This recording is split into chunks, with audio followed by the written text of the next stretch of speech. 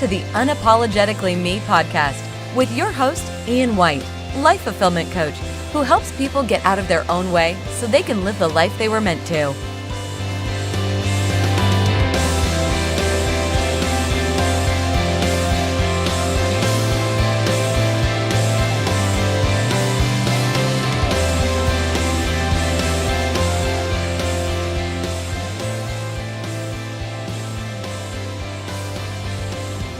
Welcome everybody to the Unapologetically Me Podcast. My name's Ian White, your life fulfillment coach and the president of Coaching Deconstructed.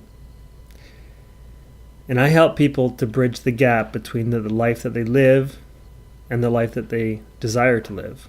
One where they're able to help other people make a difference in the world and do it in a sustainable and happy way.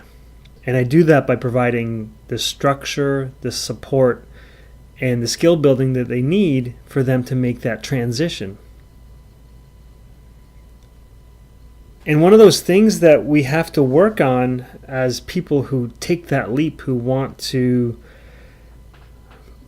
live a life that is better than they currently are living, is to make big decisions. And how do we make big decisions? How do we know we're making the right decisions? How do we know we're not making our decisions based on the fears and the insecurities that we've got, that we've been taught? Or is it intuitive? And I'm here to discuss with you today how that works. What the difference between fear-based decision making and intuitive decision making. And a big reason why I do what I'm doing here by sharing information on these podcasts is to help normalize your situation, to help you let you know that you're not alone in this world and that you aren't the only one who goes through kind of that inner turmoil when making these life decisions for yourself. Now, I don't know what episode it was, but I talk about it, I think it was back in September, August or September, maybe even earlier than that. I talk about when I felt so desperate for money at one point and so freaked out that I made an application to Walmart. And when I got the call from Walmart doing an impromptu interview, I was literally flipping out on the inside. I couldn't even believe at the moment in time that I was actually entertaining this and why I was entertaining it. Well, I had another decision come up last week. Another offer. Actually, there was a couple of different incidents actually. One in which my wife was at work and she's recently switched and she was talking with some of my old colleagues. And they were curious as to if I'd be willing to come back and work with them.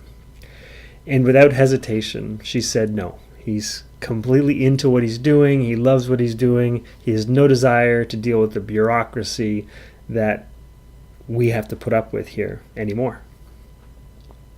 And inside, as she's saying this, I still have kind of a little thing in the back of my head going, maybe it's not the worst idea. Maybe I should go look at that again. Maybe it'd be nice to make a little bit more money again until things even out and become more stable with what I'm doing. But ultimately, she was correct. She was right. I think I would go crazy if I went back to a government scenario. But last week, again, I had a friend of mine, a longtime friend of 20 years, contact me and says, hey, I think there's something here at my work that might be a good fit for you. It's a training opportunity. They're really into the kind of work that you do, but it is a government position, and you'll have to create a CV and send that to me if you're interested. And I really started thinking about it again, about getting some of that perceived security back, making a bit more money again. And I was a lot less freaked out about saying no this time. still entertaining it, but not freaking out. So the whole idea of fear-based decision making came to me as I was thinking about this on Friday last week and over the weekend. That if I used my intuition, this is where I want to go. I want to describe the difference between fear-based decision making and intuitive-based decision making. So fear-based decisions, you're going to feel a lot of anxiety. In my case, I was feeling a lot of guilt that I am not making enough money and I'm putting a lot of pressure on my wife. Feeling very short of breath.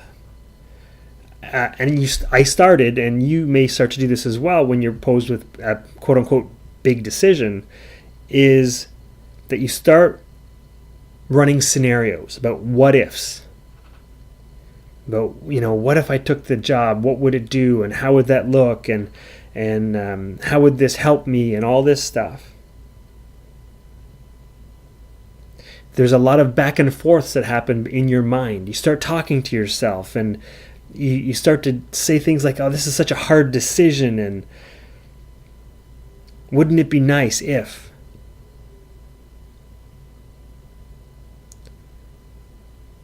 So basically, there's a lot of confusion, a lot of indecision, a lot of conversation between the voices in your head going back and forth on the idea.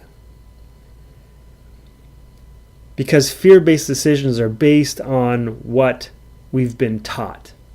They've been passed down to us from other generations, from our parents, about what we think we need to do. That's why we are in our heads, because that's what we've been taught. Intuitive-based decisions, there's no questions. You know. It's like when somebody asks you or invites you to do something and you have that instinctive, almost knee-jerk reaction saying, yes, I'm in, or no, I'm not. It's decisive. There's no waffling back and forth.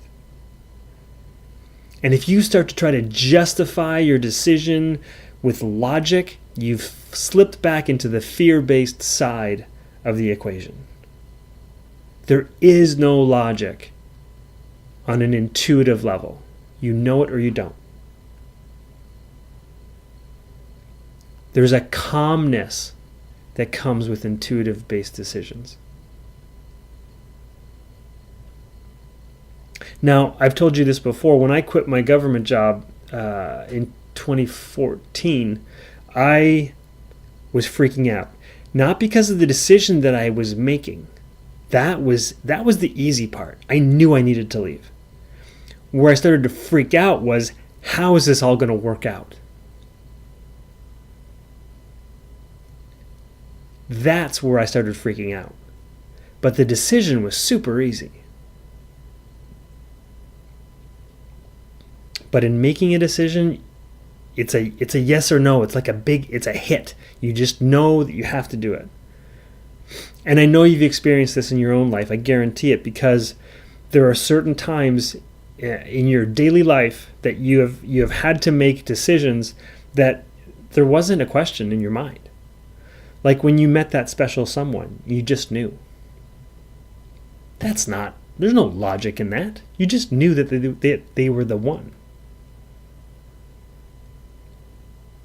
Or that time where you were driving to work and you made a split-second decision to take a different route, and then later on you found out that there was an accident that took place on that other route. Your intuition is there to serve you, and there's no logic based behind it. It is purely there to serve you in times of need. It's also there to help you in like fight or flight situations as well, where you just knew you needed to get out of there. You needed to get out of that place, or things were dangerous. Your intuition is very firm on giving you the information, and it may not be in language, and it may not be logical. You just knew you had to do something. Actually, if you think about it, there are so many decisions that we make in our lives that are based on fear. What we decide to wear on a particular day. I know that might sound absolutely crazy, but you want to look a certain way, you want to present yourself a certain way because you want to be seen or perceived a certain way. Based on fear. You may be in a bad relationship where, things aren't working out very well and you're considering leaving this other person, but you don't because you're afraid of how it's going to be perceived. It's a fear-based decision. When we walk on eggshells around our partners or around colleagues because we're worried about how they may react, it's a fear-based decision. So I'm just going to quickly run through the differences again between fear-based and intuition-based decision-making. Fear-based, there's a lot of anxiety, probably a lot of shallow breathing. You've got wild stories in your head and potentially you're very indecisive. Intuition, it's super simple, super clear, no logic, yes or no. You're excited about it, you're not excited about it. Your buddy calls you and says, I want you to help me move for the 10th time, and you're like, no, in your head. Follow your intuition. Do what serves you. And I guarantee you will feel better at the end of the day.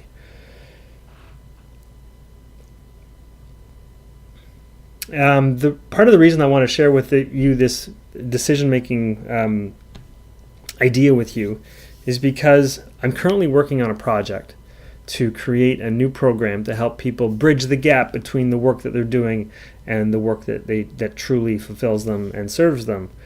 And this is the kind of conversation I want to have with people, is to share this type of information to help people get off the fence so that they're able to live that life that is truly meaningful to them, so that they can start living a life that they're happy, satisfied, fulfilled, and do that in a way that is supportive for those in their life and those around them. And if you're interested in something like that, I hope to launch that in early April. If you want information, I'll be doing webinars to share kind of the content, give a little bit of learning in that webinar as well. And if it's something that you are interested in, I'd be happy to have a conversation with you to see if you're a good fit to come along that journey with me. So I think I'll leave it at that for today. So until next time, everybody, have a great week or so, and we'll talk soon. Bye.